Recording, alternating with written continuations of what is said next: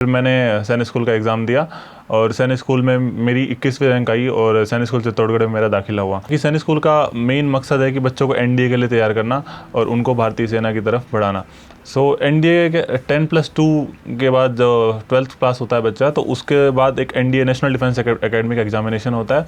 उसमें आप 3 साल की जो ग्रेजुएशन बाहर करते हैं वो एनडीए से कराई जाती है, बट वहाँ पे उसके साथ साथ आपको आर्मी की ट्रेनिंग, बेसिक ट्रेनिंग भी दी जाती है। ऐसा ज़रूरी नहीं कि 40 बंदे हैं तो उनमें से कि 2 बच्चे 3 बच्चे करने ही हैं। अगर उन्हें लगता है कि कोई लायक नहीं है तो पूरा बैच भी वॉश आउट कर सकते हैं। तो ये एसएसबी में माना जाता था पहले कि सैनिक स्कूल के बच्चों को ज़्यादा, सैनिक मिलिट्री स्कूल्स आरआईएमसी के बच्चों को ज़्यादा प्राथमिकता दी जाती है, बट अब ऐसा कुछ नहीं है। आजकल देख रहा हूँ जितने बच्चे सैनिक स्कूल से जा रहे हैं उतने ही बच्चे जो सिविल स्कूल्स बाहर के स्कूल्स हैं 50-50%, हाँ, उतने ही बाहर के स्कूल के भी बच्चे भी एनडीए से जा रहे हैं। आर्मी के लिए आप किसी भी स्ट्रीम से ग्रेजुएशन कर सकते हो, बट एयरफोर्स, नेवी के लिए आपके पास बीटेक होनी चाहिए और एयरफोर्स से भी आप किसी भी स्ट्रीम से ग्रेजुएशन कर सकते हो, बट 10+2 में आपके पास पीसीएम होना चाहिए। हाँ, साल में 2 बार एनडीए और सीडीएस का दोनों दिन एक ही दिन एग्जामिनेशन होता है और दोनों साल में 2 बार होते हैं, एक बार अप्रैल में और एक बार सितंबर में।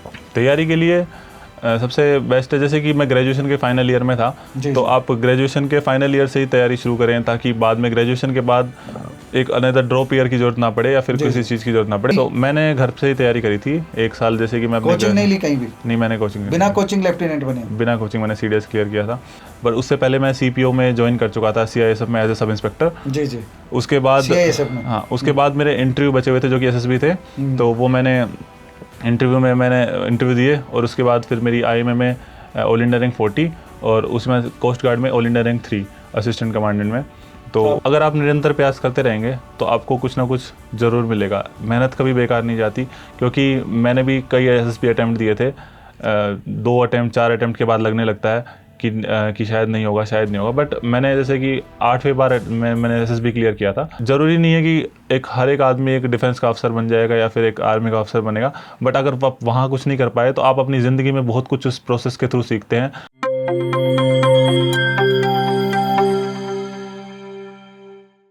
प्यारे दोस्तों, सादर अभिवादन। मैं हूं महेश कुमार वैद्य और आप देख रहे हैं एनजेपी हरियाणा। दोस्तों, आज हमारे साथ एनजेपी हरियाणा के स्टूडियो में खास मेहमान मौजूद हैं, राहुल दहाड़ान। राहुल दहाड़ान कोट कासिम के पास, खैरतल तिजारा जिले का कस्बा है कोट कासिम, और उसी के पास गांव है गंगापुरी। गंगापुरी से निकला ये लाल बड़ा कमाल करके आया, इसलिए आज हमारे स्टूडियो में है। लेफ्टिनेंट बने हैं। अभी 2 दिन पहले देहरादून से पासिंग आउट परेड पूरी करने के बाद राष्ट्रपति द्रौपदी मुर्मू के हस्ताक्षर के साथ इनको प्रमाण पत्र मिला है और आज लेफ्टिनेंट हमारे साथ लेफ्टिनेंट के रूप में बैठे हैं। दहाड़ान साहब से आज बात करेंगे इनकी दिनचर्या पर, किस तरह पढ़ाई हुई, कैसे लेफ्टिनेंट बनना हुआ। और हम बात इसलिए कर रहे हैं कि जो दूसरे यूथ हैं उनमें भी भारतीय सेना में अफसर बनने के लिए, अधिकारी बनने के लिए उनकी रुचि जाग सके, उन्हें प्रेरणा मिल सके। किस तरह 24 वर्ष की उम्र में राहुल लेफ्टिनेंट बन करके हमारे बीच मौजूद हैं। तो राहुल से आज अलग अलग विषयों पर बात करेंगे, बचपन से लेकर के अब तक का सफ़रनामा जो है उस पर बात करेंगे। इनकी मम्मी भी हमारे पास स्टूडियो में मौजूद है, इनके साथ आई हैं, पापा भी आए हैं और इनके मामा जी भी आए हैं। रेवाड़ी से इनकी कनेक्टिविटी ज़्यादा गहरी इसलिए है क्योंकि मामा इनके अजीत और अजय दोनों ही रेवाड़ी में रहते हैं, रेवाड़ी शहर में रहते हैं। मामा का गांव बूढ़पुर है, बूढ़पुर सब जानते ही हैं, प्रसिद्ध गांव है, राजनीतिज्ञों का गांव है। लेकिन हम ये कह सकते हैं कि लेफ्टिनेंट राहुल के मामा का भी गांव बूढ़पुर है। राहुल, आपका स्वागत है एनजेपी हरियाणा के स्टूडियो में। तो अब सीधे सीधे आपके सफ़र के बारे में बात करेंगे। भाई, आपकी शुरुआती पढ़ाई कहाँ से हुई, वहाँ से खुद का संक्षिप्त में इतिहास बता दीजिए। हम तो उतना ही कम समय लेंगे जितने में आप बता देंगे। आपकी शुरुआती दौर की पढ़ाई कहाँ से हुई, गांव से हुई, शहर से हुई, शुरुआत से, प्राइमरी एजुकेशन से लेकर के अब तक का सफ़रनामा बता दीजिए। जो तो शुरुआती पढ़ाई मैंने अपने कस्बे कोट कासिम सूरज पब्लिक स्कूल से ही करी और मैंने 5th क्लास तक वहीं पे पढ़ाई करी। 5th क्लास के बाद मैंने सैनिक स्कूल चित्तौड़गढ़ के लिए फॉर्म भरे और जैसे के बाद 6th क्लास में, क्योंकि वहाँ 6th क्लास से एडमिशन होते हैं, तो 6th क्लास में सैनिक स्कूल चित्तौड़गढ़ के फॉर्म भराए गए। और फिर मैंने 1 महीने भारतीय इंटरनेशनल स्कूल में भी कोचिंग करी ताकि मैं सैनिक स्कूल की तैयारी कर सकूँ। भारतीय इंटरनेशनल स्कूल वहीं कोट कासिम नहीं, रेवाड़ी में जो भारतीय, हाँ जी। तो वहाँ पे करके फिर मैंने सैनिक स्कूल का एग्ज़ाम दिया और सैनिक स्कूल में मेरी 21वीं रैंक आई और सैनिक स्कूल चित्तौड़गढ़ में मेरा दाखिला हुआ। अखिल भारतीय स्तर पर 21वीं रैंक? अरे बड़ा बढ़िया। सो सैनिक स्कूल चित्तौड़गढ़ में एंड वहाँ पे सिलेक्शन होने के बाद तो मैं लगभग उस टाइम 11 साल का था। तो फिर वहीं से मैंने अपनी पढ़ाई चालू रखी। 6 to 12th वहाँ पे स्कूल है और वहाँ पे एक ऐसा माहौल दिया जाता है, हाँ, जो एक सेना का अर्धसैनिक टाइप माहौल रहता है। वहाँ के जो प्रिंसिपल, वाइस प्रिंसिपल और जो एडम ऑफिसर रहते हैं वो आर्मी के ही ऑफिसर रहते हैं, जैसे कि कर्नल, लेफ्टिनेंट कर्नल और मेजर। सो हमें वहाँ से ही स्टार्टिंग से गाइडलाइंस थी कि पढ़ाई के साथ साथ, क्योंकि सैनिक स्कूल का मेन मकसद है कि बच्चों को एनडीए के लिए तैयार करना और उनको भारतीय सेना की तरफ बढ़ाना। थोड़ा सा बीच में मैं ब्रेक लूंगा, एनडीए के बारे में भी बताएं और जो जिस लेवल पर आपका वो हुआ है उसके बारे में भी बताना। आप सुविधा के हिसाब से बता देना, अपनी बात कंटिन्यू रखे, बाद में बता देना। सो एनडीए के 10+2 के बाद जो 12th पास होता है बच्चा, तो उसके बाद एक एनडीए नेशनल डिफेंस एकेडमी का एग्जामिनेशन होता है। उसमें आप 3 साल की जो ग्रेजुएशन बाहर करते हैं वो एनडीए से कराई जाती है, बट वहाँ पे उसके साथ साथ आपको आर्मी की ट्रेनिंग, बेसिक ट्रेनिंग भी दी जाती है। और वो 3 साल की ट्रेनिंग कंप्लीट करने के बाद आप 1 साल इंडियन मिलिट्री एकेडमी में जाते हैं। वहाँ पे आप आईएमए से फिर प्री कमीशनिंग ट्रेनिंग प्राप्त करके और फिर लेफ्टिनेंट में कमीशन होते हैं। जी जी। और जो राहुल, एक बात हम जानना चाहेंगे, सैनिक स्कूल से +2 किया या बाहर किसी राजकीय विद्यालय से या किसी से भी +2 किया, दोनों ही एनडीए के लिए आवेदन कर सकते हैं? दोनों यूथ जो है, दोनों से पढ़े हुए यूथ सब आवेदन कर सकते हैं। 12वीं पास कोई भी है। साइंस, अगर एयरफोर्स और नेवी के लिए 10+2 में पीसीएम चाहिए होती है, बट आर्मी के लिए 10+2 में जो बच्चा पास है और वो एनडीए कोई भी रहे, हाँ, एनडीए का आर्मी के लिए एग्जामिनेशन दे सकता है। एंड इसमें जैसे कि बात हुई एनडीए के एग्जामिनेशन के बारे में, तो एनडीए के एग्जामिनेशन बाहर के बच्चे और सैनिक स्कूल के बच्चे दिए जाते हैं। पहले माना जाता था कि सैनिक स्कूल के बच्चों को आगे एनडीए के रिटर्न एग्जामिनेशन के बाद एक एसएसबी का एग्जामिनेशन होता है, जो कि इंटरव्यू होता है। 5 दिन का एक लंबा इंटरव्यू होता है। उसमें 2 भागों में बांटा जाता है, स्टेज 1 और स्टेज 2। स्टेज 1 होती है जो कि पहले दिन आपको बुलाया जाता है और वहाँ पे आपकी स्क्रीनिंग की जाती है। जी। तो जैसे कि मान लो कि 100 बच्चों को बुलाया गया है, तो लगभग 30 या 40 बच्चे स्टेज 2 तक जाते हैं। बाकियों को पहले दिन ही अपने घर भेज दिया जाता है, आउट कर दिया जाता है। बाकी 30 से 40 बच्चे हैं जो वो 5 दिन वहीं पे रुकते हैं। उनका एक सीरीज ऑफ टेस्ट होता है, साइकोलॉजिकल टेस्ट, ग्राउंड टेस्ट जो कि जीटीओ कराता है, और एक उनका व्यक्तित्व परखा जाता है। 5 दिन तक वहीं रखा जाता है और 5 दिन बाद कॉन्फ्रेंस होती है जहाँ पे सारे अफसर्स जिन्होंने उनका असेसमेंट किया है वो सब बैठकर उन पे डिस्कशन करते हैं और सेलेक्ट करते हैं कि कितने बच्चों का सिलेक्शन किया जाए। और ऐसा ज़रूरी नहीं कि 40 बंदे हैं तो उनमें से कि 2 बच्चे 3 बच्चे करने ही हैं। अगर उन्हें लगता है कि कोई लायक नहीं है तो पूरा बैच भी वॉश आउट कर सकते हैं। और उन्हें लगता है कि कुछ ज़्यादा बच्चे, 10 बच्चे, उनको ऐसी कोई वैकेंसीज नहीं है जो उन्हें फौज के लिए पर्याप्त, वो उनको लगता है कि ये कैंडिडेट एकदम पात्र है, पूरा का पूरा योग्य है, उनको सेलेक्ट करते हैं। उसके बाद फिर आप, तो ये एसएसबी में माना जाता था पहले कि सैनिक स्कूल के बच्चों को ज़्यादा, सैनिक मिलिट्री स्कूल्स आरआईएमसी के बच्चों को ज़्यादा प्राथमिकता दी जाती है, बट अब ऐसा कुछ नहीं है। अब आजकल यूट्यूब और इनका मॉडर्न का ज़माना है और आजकल बहुत सारे सोर्सेज अवेलेबल है जहाँ पे आप बराबर पार्टिसिपेट कर सकते हैं एसएसबी में। तो आजकल देख रहा हूँ जितने बच्चे सैनिक स्कूल से जा रहे हैं उतने ही बच्चे जो सिविल स्कूल्स बाहर के स्कूल्स हैं 50-50%, हाँ, उतने ही बाहर के स्कूल के बच्चे भी एनडीए से जा रहे हैं। और बाकी मैं एनडीए से नहीं गया हूँ, मैं सीडीएस से गया था। सो मैंने तो वो सीडीएस का एक बार किस तरह परीक्षा होती है, कब होती है, कब आवेदन जाते हैं, ताकि जो यूथ है वो एकदम समझ सके, हमारे दर्शकों को आप बताइए। CDS combined defence services examination है जो कि तीनों फोर्सेस के लिए किया जाता है, आर्मी, नेवी, एयरफोर्स। सो जिसके लिए आपने, जिसने 10+2 की परीक्षा पास की है, 10+2 किया है, वो उसमें अपीयर प्लस ग्रेजुएशन करिए। आर्मी के लिए आप किसी भी स्ट्रीम से ग्रेजुएशन कर सकते हो, बट एयरफोर्स, नेवी के लिए आपके पास बीटेक होनी चाहिए, और एयरफोर्स से भी आप किसी भी स्ट्रीम से ग्रेजुएशन कर सकते हो, बट 10+2 में आपके पास पीसीएम होना चाहिए। तो ये योग्यता जिनकी है वो आवेदन कर सकते हैं। हाँ, साल में 2 बार एनडीए और सीडीएस का दोनों दिन एक ही दिन एग्जामिनेशन होता है, और दोनों साल में 2 बार होते हैं, एक बार अप्रैल में और एक बार सितंबर में। तो देश के प्रसिद्ध समाचार पत्रों में इनमें सब में सीडीएस का ऐड आती होगी, उसके आधार पर अपना जो वैसे भी सर्च कर सकते हो। नोटिफिकेशन भी जारी होता है, और बाकी यूपीएससी दोनों एग्जाम को कंडक्ट कराती है। जी। सो दोनों एग्जाम एक ही दिन कंडक्ट होते हैं। तो आपकी ग्रेजुएशन जो कहाँ से हुई थी? मैंने सैनिक स्कूल से बाहर आने के बाद, हाँ, मैंने मत्स्य यूनिवर्सिटी अलवर से मैंने अपनी ग्रेजुएशन करी, बीएससी। उसके बाद फिर मैंने सीडीएस के लिए अप्लाई करा, और फिर सीडीएस में भी सेम प्रोसेस है, वो यूपीएससी का एग्जामिनेशन होता है, और उसके बाद आपको वही 5 दिन के एसएसबी के थ्रू गुजरना होता है। आपको किसी भी एंड आर्मी में ऑफिसर के पद पे आपको अगर जाना है तो आपको एसएसबी। मैं थोड़ा सा बीच में क्लियर करूं, जो बच्चे एनडीए के थ्रू गए 10+2 करके एनडीए में रहते हुए जिनका सिलेक्शन हो गया, 3 साल पढ़ाई की, ग्रेजुएशन लेवल पर उनका भी जो आप बता रहे 2 चरण में जो क्या बोल रहे हैं आप उसको, जो एसएसबी जो बता रहे हैं वो बाद में होगा ना उनका 10+2 पेपर, उसके बाद एसएसबी, उसके बाद एनडीए। अच्छा, उसके बाद एसएसबी। तो वो एसएसबी पहले, और आप वाले मामले में सीडीएस वाले में ग्रेजुएशन मैंने बाहर कर ली, अब उसके बाद फिर एग्जामिनेशन, जी जी, फिर एसएसबी, फिर एकेडमी के अंदर जाने के लिए आपको एसएसबी पास करने की जरूरत है। एसएसबी पास करने की जरूरत तो वो मुझे फिर उसके बाद ग्रेजुएशन करने के बाद मैंने सीडीएस का एग्जामिनेशन दिया, एसएसबी क्लियर किया और फिर एकेडमी में गया। एकेडमी जो हमको डायरेक्ट एंट्रीज बोलते हैं, जो कि हम क्योंकि डायरेक्ट हम प्री कमीशनिंग ट्रेनिंग एकेडमीज में आ रहे हैं। अगर एनडीए के थ्रू आते हैं उनको एक्स एनडीएज बोलते हैं। जी जी। तो मैं जैसे कि सीडीएस के थ्रू एग्जामिनेशन दिया तो मेरा भारतीय सेना अकादमी में, इंडियन मिलिट्री अकादमी में डायरेक्ट एंट्री हुई और वहाँ पे 18 महीने की ट्रेनिंग है, जैसे कि 1.5 साल की। जी जी। और फिर वहाँ पे 1.5 साल की ट्रेनिंग के बाद फिर मैंने कमीशन प्राप्त किया। ये तो आप लेफ्टिनेंट बन गए जी। अब थोड़ा सा आपने जैसे बताया जो आपकी दिनचर्या के बारे में, जो यूथ है आज के जो बच्चे हैं उनको पता लगना चाहिए, जो आप 24 साल का यूथ आपके सामने लेफ्टिनेंट के रूप में बैठा है, तो उनकी दिनचर्या कैसी रही, कितने घंटे पढ़ाई का क्या क्या रहा, ग्रेजुएशन लेवल पर क्या शेड्यूल रहा आपकी पढ़ाई का, जैसे न्यूज़पेपर पढ़ना या मैगजीन पढ़ना, आप क्या एडवाइस देना चाहेंगे कि किस तरह आपका सिलेक्शन हो जाए, आप तैयारी कैसे करें?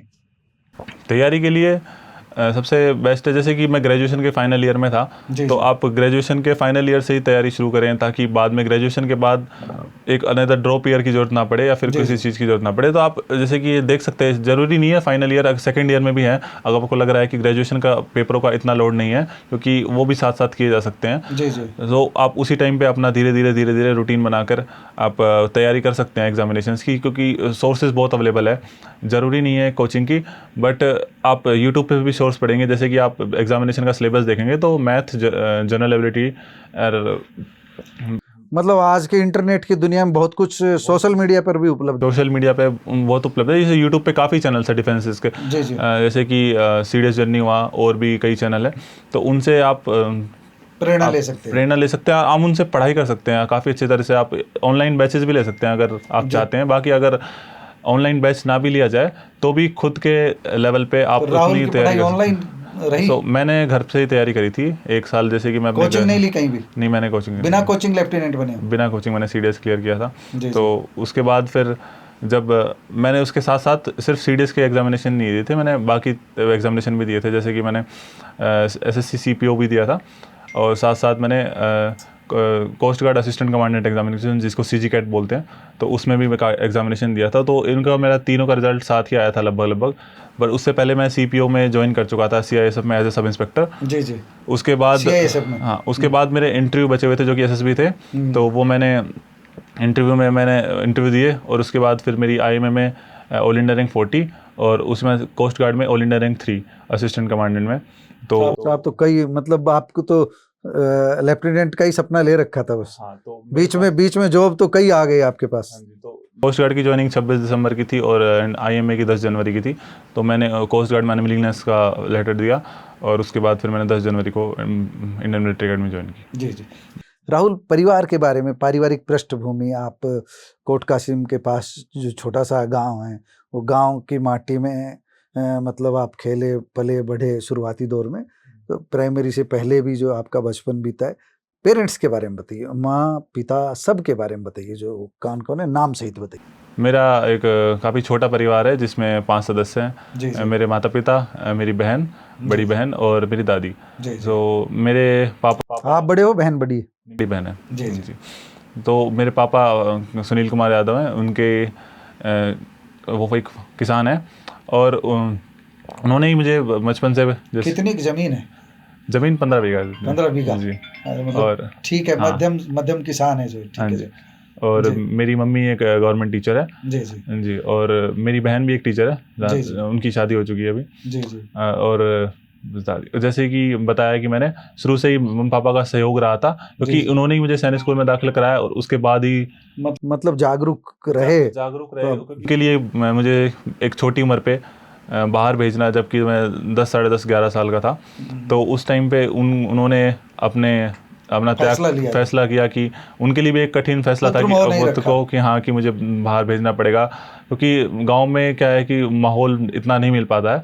बट फिर भी अगर गांव से भी किया जा सकता है, पर अगर बाहर निकले और उसको एक्सपोजर मिलता है, थोड़ी सी दुनिया देखता है, उसके बाद काफ़ी चीज़ों का पता चलता है, बाहर अकेला रहना सीखता है जी। जाके। तो उन्होंने उस त्याग को दिया और फिर उसके साथ साथ आगे बढ़ते हुए उन्होंने मुझे छोड़ा। और वहाँ पे भी वो मेरे से निरंतर मिलते रहे, कॉल पे बात जैसे होती है, कई मौक़ों पे प्रोत्साहित सहारा पूरा बनाए रखा।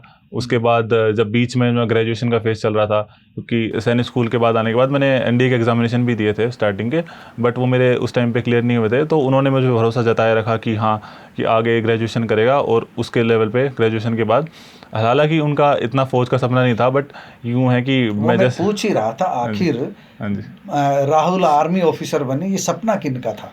राहुल सपना मेरा ही था जी। जी। तो बट उन्होंने उसमें पूरा साथ दिया, उन्होंने मुझ पे कोई वैसी कुछ नहीं बताया कि ऐसे कुछ अपना मेरी चॉइस को महत्व दिया और उसमें पूरा साथ दिया।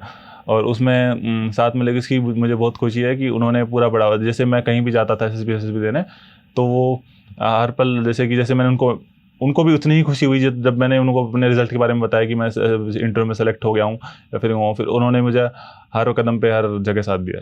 तो 15 बीघे के किसान को कोई आर्थिक संकट तो नहीं आया कभी?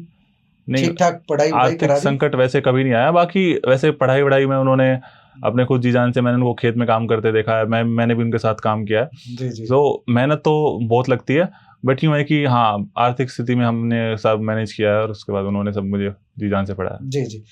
एक सवाल है, अभी आप उसका उत्तर देना चाहें और आपको लगे, जो इस समय वैश्विक परिस्थितियां बनी हुई है, युद्ध के हालात हैं, रूस यूक्रेन में चल रहा है, इधर अमेरिका, इजराइल, ईरान, मतलब पूरे विश्व में एक अशांति सी है। आप सेना से जुड़े, भारतीय सेना से अब जुड़ी गए, लेफ्टिनेंट बनी गए, तो जो युद्ध की स्थिति वैश्विक स्तर पर बनी हुई, इसे किस रूप में देखते हैं आप? ऐसे उस रूप में फ़िलहाल मैं इस चीज़ पे कमेंट करने के लिए भारतीय सेना का बहुत छोटा नुमाइंदा हूँ।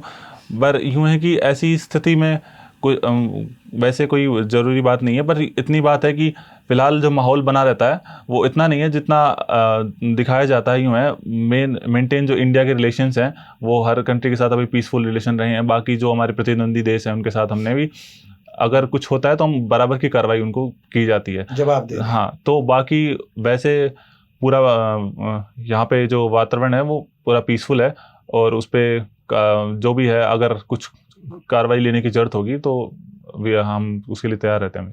जी।